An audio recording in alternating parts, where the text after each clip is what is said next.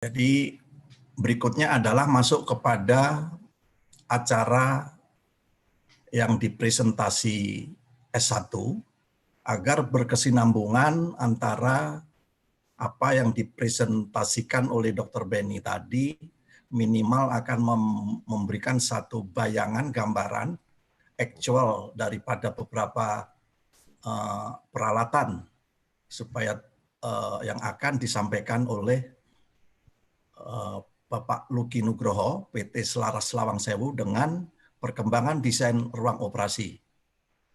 Saya hitung waktu untuk Pak Luki 10 menit ke depan. Saya persilakan Pak Luki. Ya. Selamat siang, Assalamualaikum warahmatullahi wabarakatuh. Salam sejahtera buat kita semua. Salam dulu buat Profesor Eko, juga Dr. Benny, Pak Sutowo, ya Pak Pratikno, Pak Andri, Pak Pandapatan, Pak Hendi, juga Bu Nisa, Pak Bambang, Pak Setio, maupun teman-teman yang lain, khususnya panitia yang sudah sangat luar biasa mempersiapkan siang malam, sehingga acara ini bisa terselenggara dengan peserta yang luar biasa. Tadi menarik juga ya masukan dari Profesor Kadir, juga dari Dr. Benny, banyak yang sudah diulas. Nah, saya lihat di situ memang ya ini berkaitan juga dengan apa yang akan saya bawakan. Yaitu kalau saya melihat dari perkembangan desain ruang operasi itu sendiri, perkembangannya sangat luar biasa. Dan ini terus maju terus dengan beberapa teknologi-teknologi yang terus berkembang, sangat luar biasa. Ya, nah kita lihat ya, coba kita lihat. Ini saya lihat di slide saya bahwa saya kasih nomor itu sama dengan yang tadi Dr. Benny juga sudah jelaskan. Ada pintu hermetiknya, ada passbooknya, lantai, vinilnya, terus pendannya juga, maupun dindingnya, HEPA filternya, lampu operasi, lampu LED-nya, ya, dan masih yang lain-lainnya juga ya. Kita lihat lagi, ya ini juga kalau kita lihat dari tampak atasnya, saya ambil sepotong, ini adalah seperti ini, tentang letak-peletakannya dari aksesoris yang dibutuhkan untuk standar ruang operasi. Nah, ini kita lihat bahwa standar ruang operasi itu sendiri tadi sudah disebutkan ada minor, umum maupun mayor. Ya, nah itu apa aja? Nah, kita bisa lihat di situ ada dindingnya, ya tentunya dindingnya standarnya sudah harus dengan antibakterial. Ketebalan macam-macam ya, ada yang bisa 50 mili, ada yang 75, bahkan ada yang 100. Terus juga ceilingnya itu rata-rata dengan 75 mili ketebalannya, karena di ceilingnya harus menahan beban agar tidak melendut. Khawatirnya kalau dengan 50 mili dengan bentangan yang cukup lebar, khawatirnya adalah melendut karena di atas ruang operasi itu tidak kosong gitu. Artinya di atas ruang operasi itu banyak peralatan yang ditaruh di sana sebetulnya. Dan kalau ada maintenance dan sebagainya, ceiling ini pun bisa tanda kutip diinjak-injak gitu. Nah, kalau harus menanggung beban 1-2 orang, maka yang perlu kita perhatikan juga ketebalan maupun daripada kualitas panel sebagai plafon tersebut. Nah, terus juga aksesorisnya daripada dinding-dindingnya itu semua pasti sudutan-sudutan semua, tidak ada yang bersifat tajam. Ya, itu pasti bersifat lengkung semua. Terus sudah dilengkapi dengan lampu LED, ya. Terus operating timernya juga sudah dilengkapi untuk menjadi suatu standar ruang operasi. Juga ada yang harus dilengkapi juga untuk X-ray, film, ada yang 2 viewer, ada yang 3 viewer, tapi umum standar minimum ya 2 viewer itu akan dibutuhkan. Dan paspoknya itu juga perlu, ya. Ingat juga kalau sudah perlunya paspok, maka ruang operasi itu 6x6, tentunya di belakangnya perlu ada space tertentu. Jadi karena paspok ini di dalam ruang operasi sendiri sepertinya flat dengan dinding, tapi sebetulnya dia nonjol ke belakang, dan itu pun ada satu pintunya yang sistemnya airlock system. Jadi bagian dalam kalau tertutup, bagian belakang baru bisa dibuka atau sebaliknya. Ini perlu space. Jadi kalau Anda merencanakan ruang operasi itu 6x6, ya sebaiknya dipikirkan juga untuk selasar-selasar ruang jalur kotornya dan sebagainya. Itu juga perlu diperhatikan. Tadi kalau nggak salah di gambar yang dari Dr. Beni tadi yang sudah disampaikan, itu kan ada yang berwarna merah tadi. Nah, itu juga perlunya space di situ. Terus kita juga lihat ada lemari alat dan sebagainya, ya tentunya itu semua menggunakan stainless steel 304 dan sebagainya. Nah, ini adalah yang standar, belum yang menggunakan X-ray, ya. Tentunya kalau menggunakan X-ray, baik itu di dinding maupun pintu hermetiknya pun pasti membutuhkan anti radiasi, lapisan anti radiasi, atau menggunakan timbal dan sebagainya.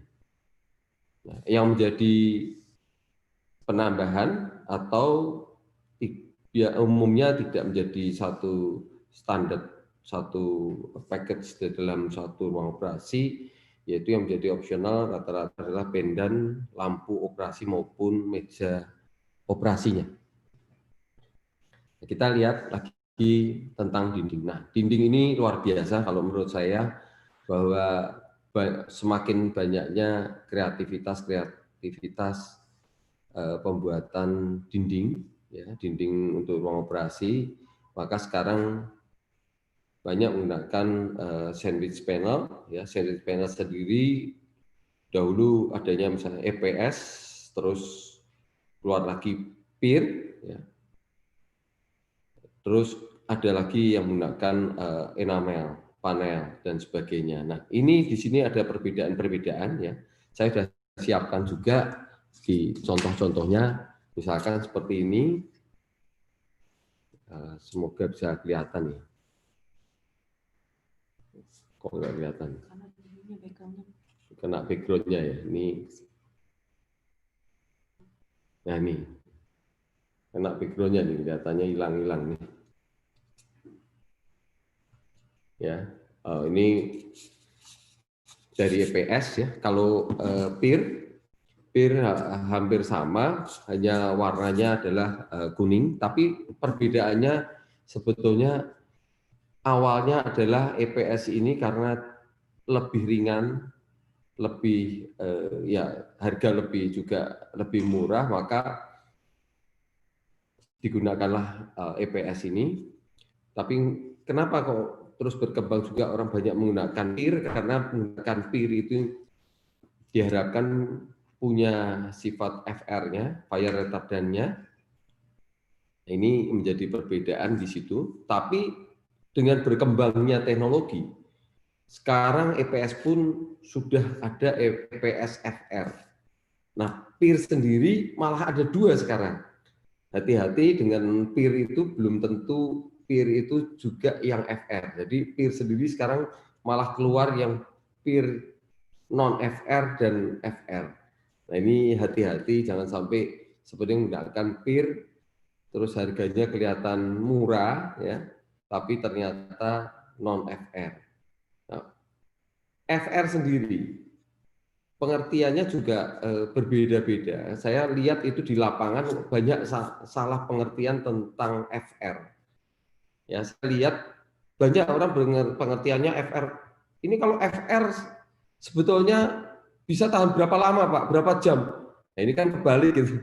Kalau namanya FR retardant kan sebetulnya bukan pengertiannya tahan api, bukan gitu. Tapi bagaimana material ini tidak menjalarkan api lebih lanjut. Pengertiannya adalah seperti itu. Nah, ini yang menjadi kebalik di situ, bahwa kalau sebetulnya FR ini pengertiannya adalah bagaimana kalau menggunakan EPS maupun PIR. Kalau kena api bagaimana? Ya habis juga gitu. Detik ini juga leleh gitu. Cuman berbedanya pada saat sumber apinya kita ambil, maka apinya tersebut juga padam. Kurang lebih 1 detik itu harus padam. Itulah sertifikat yang ada di FR adalah seperti itu. Nah, ini pengertiannya berbeda. Nah, berbeda lagi kalau kita memang membutuhkan ruang operasi itu tahan 60 menit atau 120 menit, maka harus menggunakan sistem enamel panel. Itu tidak ada pilihan lain gitu. Kalau itu betul-betul diuji, dites memang untuk ketahanan terhadap gas bakar api. Nah, ini berbedanya di situ. Nanti kalau masih ada waktu, di akhir nanti saya boleh diingatkan, saya akan praktekkan bagaimana fungsi FR itu sendiri.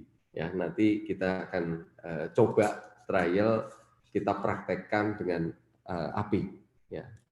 Baik, kita lihat lagi bahwa spesifikasi produk dari EPS FR maupun PIR sendiri. Kenapa kok banyak dipakai? Ya tentunya bebas daripada namanya alergi, terus tahan terhadap air, terus bebas serangga, tahan terhadap cuaca, ringan, cepat untuk bekerjanya itu cepat, bebas jamur, antibakterial, finishingnya ya. Ya tentunya tahan lama dan sebagainya. Tapi kalau kita bilang grade tahan api, ya tadi FR-nya tadi yang kita butuhkan, yaitu tidak menjalarkan api dan sebagainya. Ya. Terus bagaimana dengan kelebihannya lagi? Tentunya dia punya sound insulation-nya juga ada. Itu ada tabel yang saya kasih juga. Bagaimana dengan ketebalan 50 dari 20 dB, 75, 21,5 dB dan seterusnya.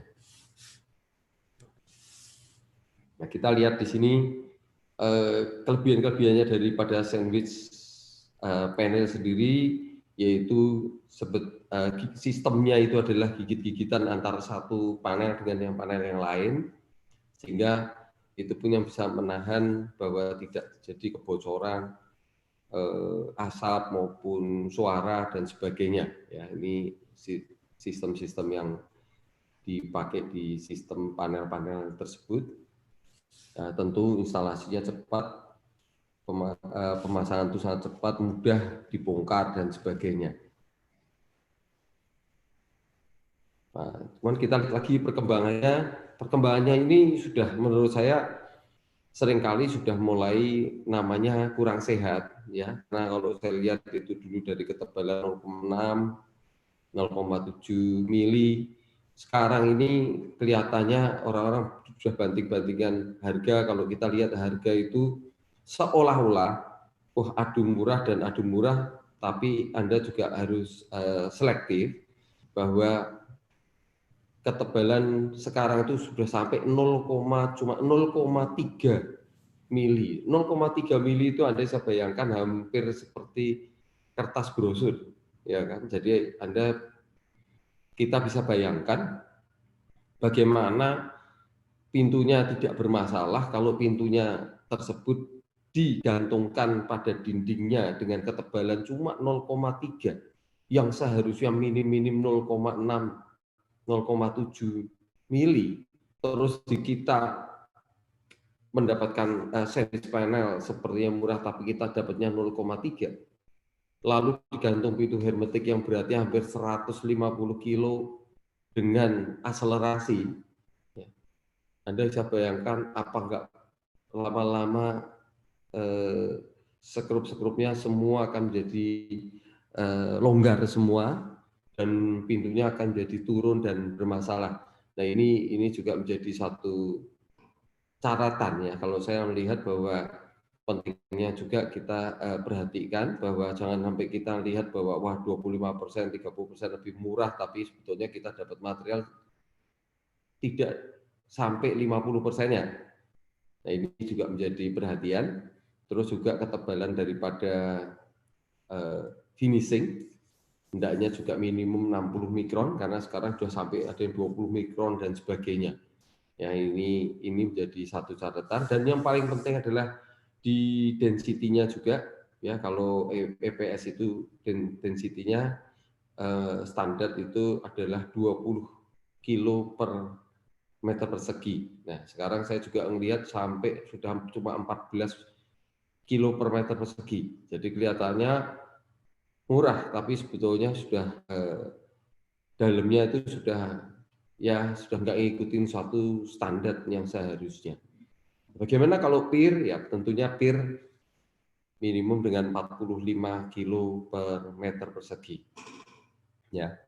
Nah, kita lihat juga bahwa warna, kalau kita bisa 300 meter persegi, maka kita pun juga bisa create di setiap ruangan menjadi 2-3 warna, atau satu warna di satu ruangan dengan ruangan lain berbeda-beda warna dan sebagainya. Itu memungkinkan. Ya, ini tadi yang saya sudah sampaikan ya, tentang pemilihan sandwich panelnya dan sebagainya, terus tentang density-nya dan sebagainya.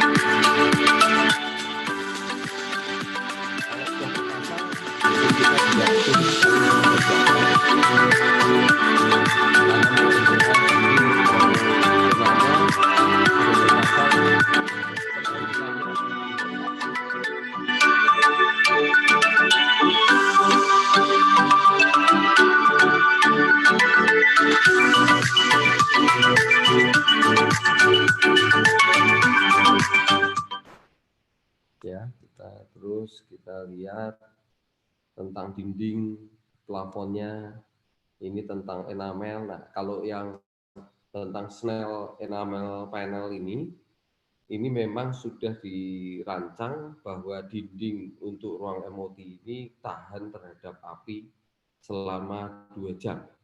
Ya, ini pun sudah bersertifikat dan sistemnya juga ini pemasangannya cepat, tapi tentunya juga beratnya mungkin bisa 10 kali lebih berat daripada sandwich panel itu sendiri. Lebih kalau 10 kali rasanya, karena ini materialnya juga khusus dan tentunya antibakterial itu menjadi suatu standar juga, karena enamel panel ini materialnya terbuat dari stainless steel yang di-coating kembali. Jadi penampilan tadi tetap saya bilang bahwa secara nampak dari depan sepertinya sama, tapi materialnya dasar itu berbeda karena ini menggunakan stainless steel yang di powder coating, stainless steel 304. Ini contoh-contohnya enamel yang sudah terpasang, bentuknya hampir serupa dengan sandwich ya. Terus kita lihat bagaimana kalau penampilannya adalah pure murni menggunakan stainless steel itu sendiri. Ini yang sudah contohnya yang sudah terpasang juga adalah seperti ini. Bahkan sekarang sudah mulai digabungkan juga dengan kaca, dengan... Tersisa 10 menit Pak Luki ya. Baik Pak, masih. Nah, kita lihat lagi di sini.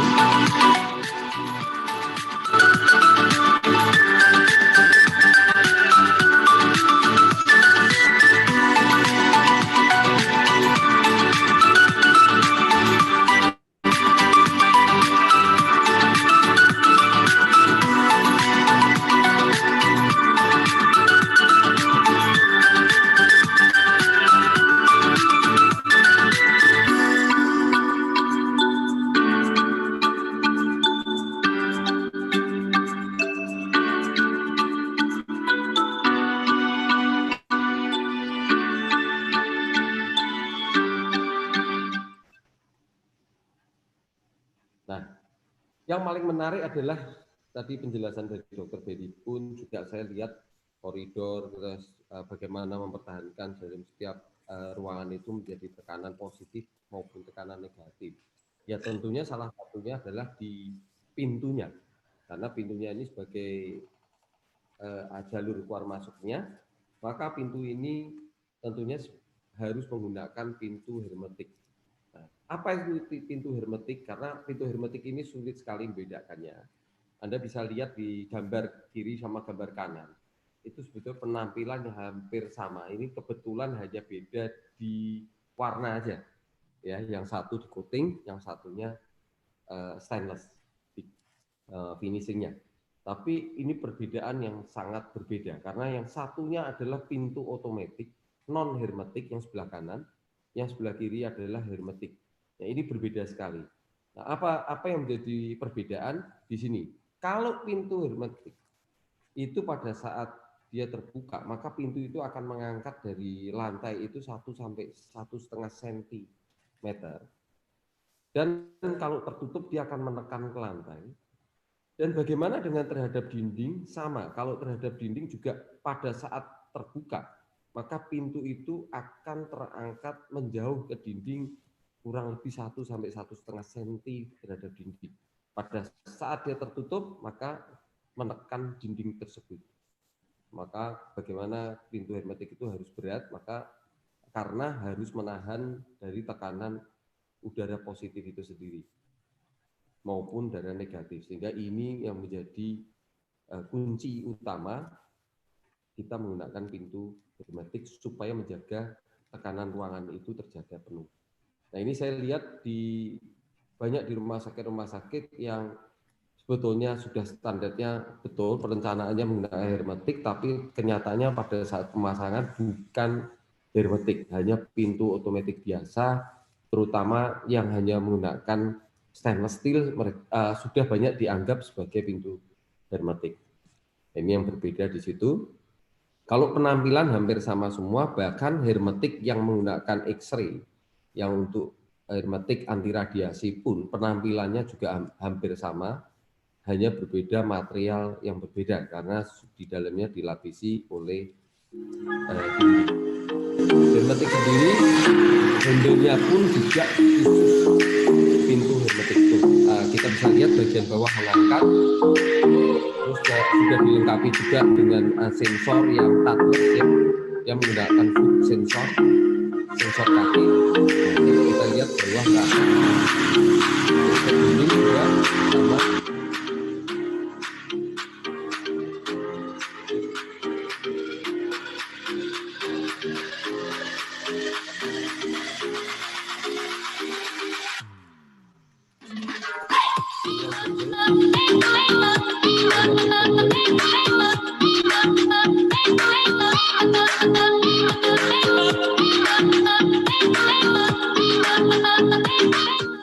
Ya, hermetik bisa swing, juga bisa sliding, tapi tentunya ya sliding jauh lebih bagus, terutama dalam kondisi space yang tidak memungkinkan untuk sliding, ya kita bisa menggunakan hermetik swing.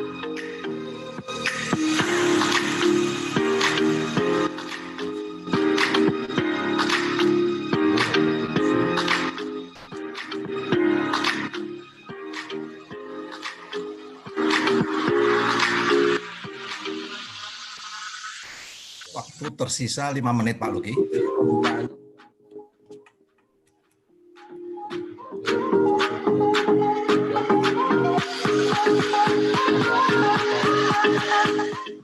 Kaca juga semuanya sudah rapi.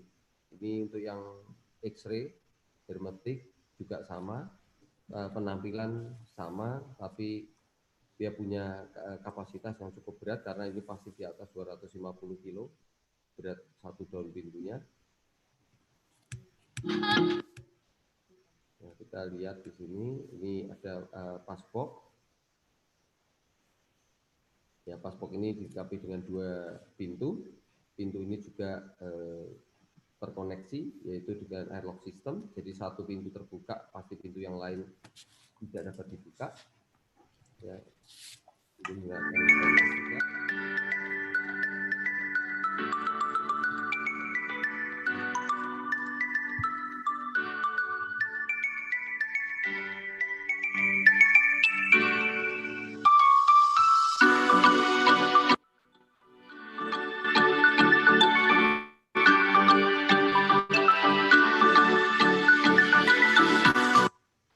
saya singkat ya.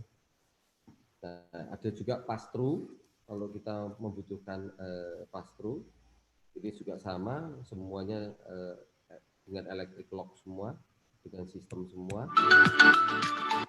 Ya, ini untuk disposalnya. Terus operating timer tadi juga saya bilang dibutuhkan, ada countdown, count up dan sebagainya.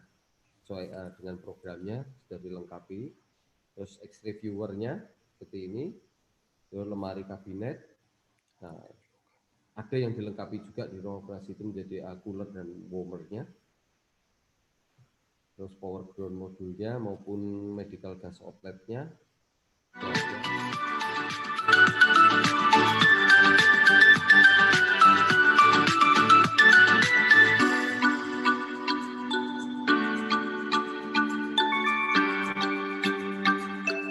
saya persingkat.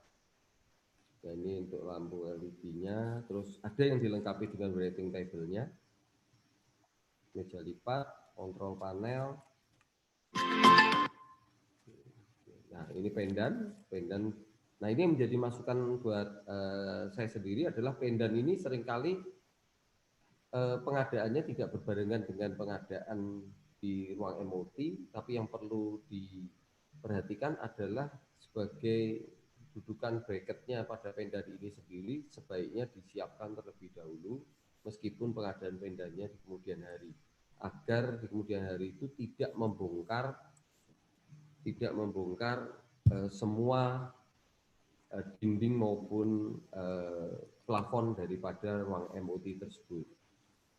Nah, ini vinil, ini juga menjadi satu kesatuan karena pekerjaan ini sebetulnya pekerjaan sedikit, tapi supaya koordinasi ini mudah, biasanya ini menjadi satu kesatuan unit. Nah, ini scrapsing-nya ada yang menjadi 2 atau 3 outlet-nya. Ya, ini juga sudah ada yang dilengkapi dengan pemanas dan ada yang non.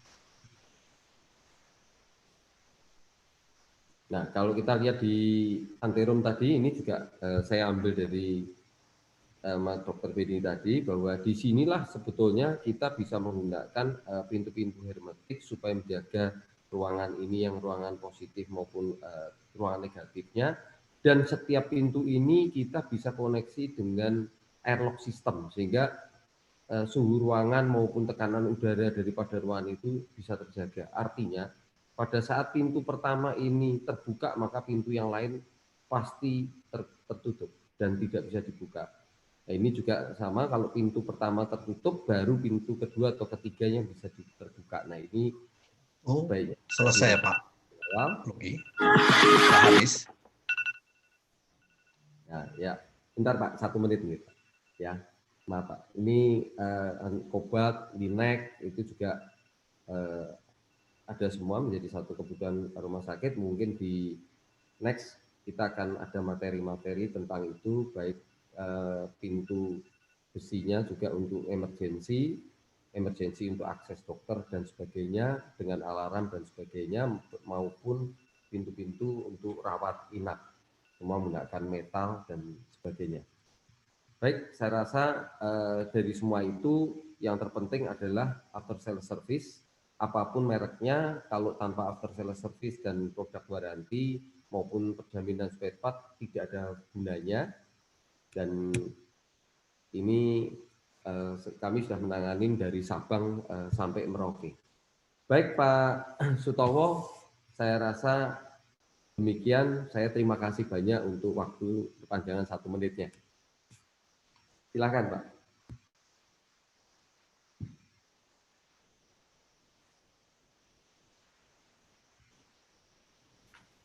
Terima kasih, Pak. Terima kasih. Telah memaparkan, namun agak sedikit defisit sehingga nanti Bapak yang harus membayar Dr. Benny karena beliau tadi deposit begitu. Ya, coba